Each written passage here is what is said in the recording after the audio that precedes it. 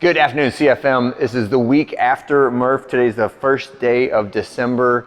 So we will be going into a little bit of it's not a full deload week, but I would like for everyone to moderate their intensity appropriately, as is fitting a week after we did two pretty challenging benchmarks in Wood and Murph. Okay, so with that said, let's get into the warm-up for today. 3 minutes of your choice, warm-up pace cardio, and then you'll need either a heel slider like this and a band and a kettlebell and a barbell to do all the warm-up exercises. We'll start with 3 reps of our toe touch to overhead reach. So really nice and easy. Just roll that spine, feel the vertebrae moving.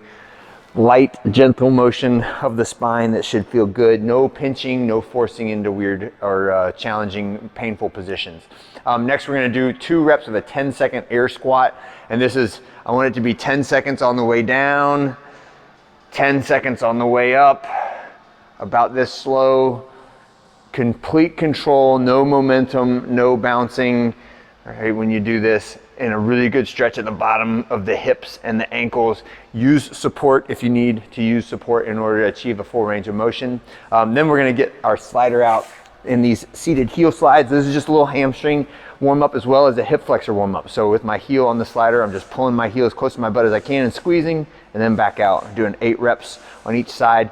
You'll probably be able to get a little bit more range if you elevate your butt a little bit. So if you need to sit on top of a plate or an ab mat or something like that, that is fine to do too. Next one we're gonna get is just 30 seconds of light Russian kettlebell swinging. Light, I mean really nice and light, like 20 pounds, 26 pounds at the most.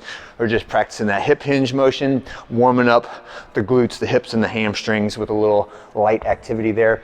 And then our back squat warm-up set, and this will be our foundational movement for today, the back squat. So sitting on top of my traps, squat with stance, hips back and down, get all the way down and all the way up. We are a little bit less reps and a little bit more percentage than we were last week, right? So this is the way that our strength cycles progress, as we go from higher volume and smaller percentages to moderate volume, moderate percentages to lower volume and higher percentages. And we're kind of halfway in between those two for where we're at this week, right? So starting at 6 and then moving our way down to 4 reps, increasing the percentage of our 1 rep max every time we change sets. And then we're gonna do a superset on the first 3 rounds only. That's going to be a half kneeling windmill and a hollow hold. So the half kneeling windmill, I'll hold, the kettlebell is in the same hand as the leg that is forward, and I'm pivoting to the side and trying to get my hand close to the ground. And on that first rep, I can't get all the way there. Second rep, a little bit deeper. Third rep, now I can get my palm to the ground as the tendons and the ligaments and the muscle, all the fascia, everything in my hip loosens up. So make sure you're not forcing this into any kind of like pinching or bad positions for your hip, but we are trying to stretch out the adductors and all of the inner groin muscles and tissue that's in there before we go into our squats, okay?